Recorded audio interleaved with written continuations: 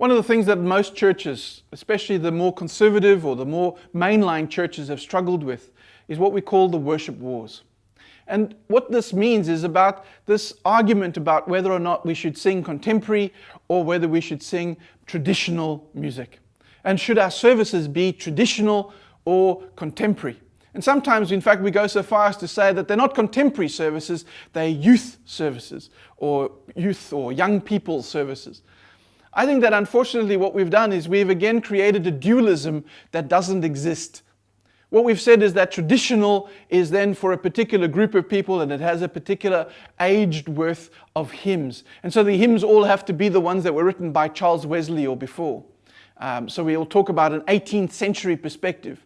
And then the contemporary, we talk then about singing songs and choruses and so on, and that would be the focus of those.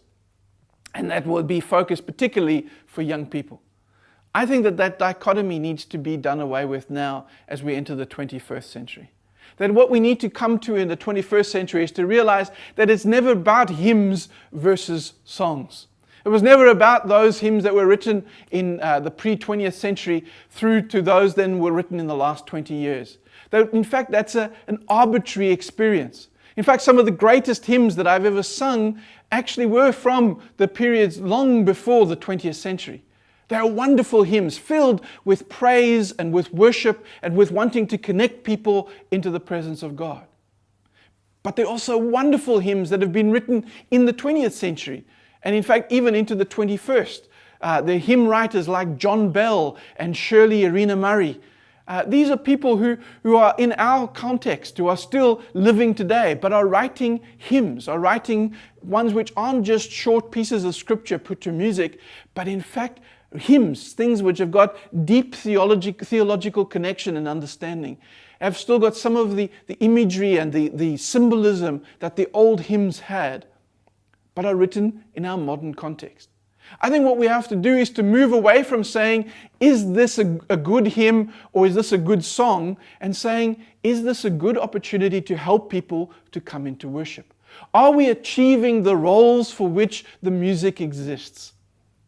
You know, too often what we do is when we talk about contemporary worship, we're really talking about entertainment.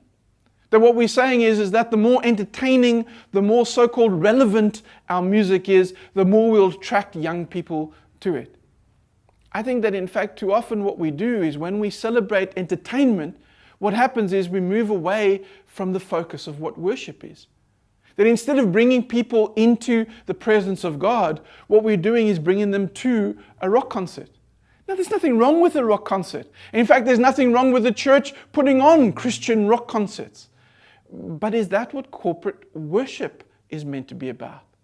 That is worship what we're actually achieving within it?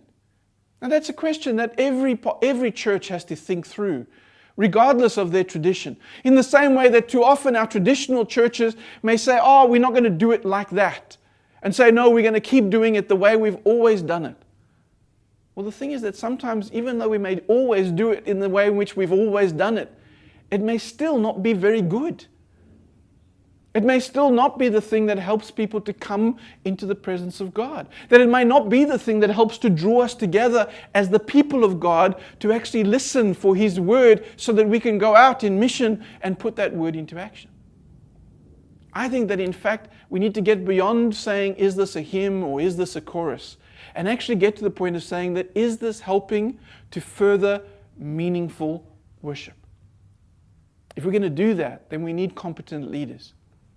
We need people who lead worship, who are able to straddle the gaps, who are able to say impartially that in fact, is this a good hymn? Is this in fact a hymn that is able to help to develop and to move people in their understanding of God? Or in fact, is this a song that is able to do the same? Or even, is this a piece of instrumental music that we can use in the service to help further the process of meaningful worship? And so we need competent spiritual leaders, people who are able to lead the congregation so that they can join and participate in the process, particularly of the music and the way in which the music is presented.